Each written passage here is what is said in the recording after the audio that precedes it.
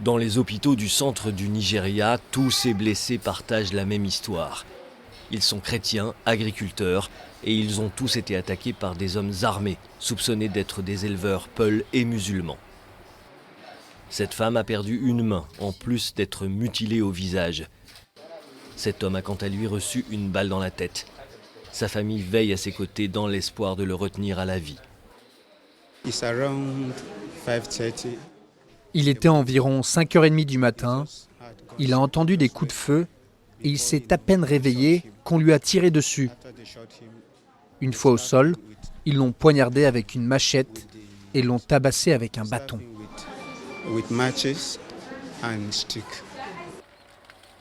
Ces 5 dernières années, les violences entre agriculteurs et éleveurs ont fait plus de 7000 morts au Nigeria.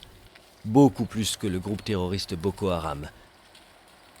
Un conflit qui laisse derrière lui des villages incendiés et des victimes enterrées par dizaines dans des fosses communes.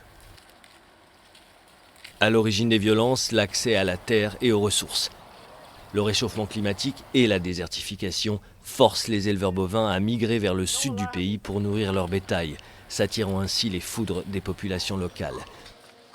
D'attaque en représailles, le conflit s'envenime de jour en jour.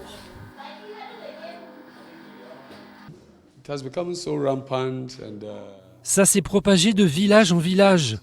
Et les menaces planent toujours, car il y a des risques d'attaques imminentes.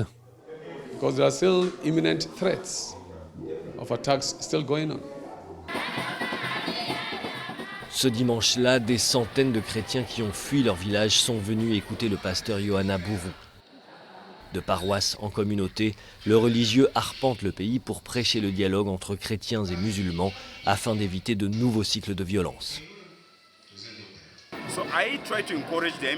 J'essaie de les encourager à faire confiance au Seigneur.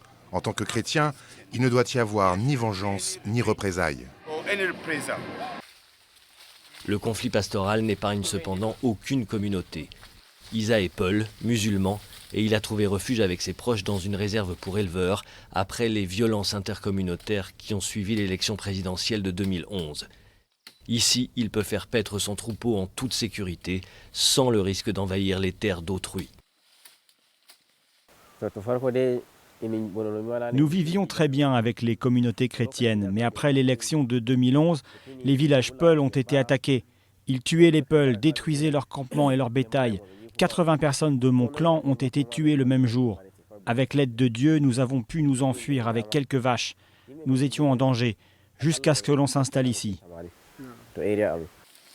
Étendue sur 800 km², cette réserve est un îlot de paix et de stabilité pour les communautés Peuls qui ont décidé de s'y installer malgré leur isolement. Le gouvernement nigérian promet depuis 30 ans l'ouverture d'autres réserves, mais les projets sont restés lettre morte au grand désarroi des associations d'éleveurs.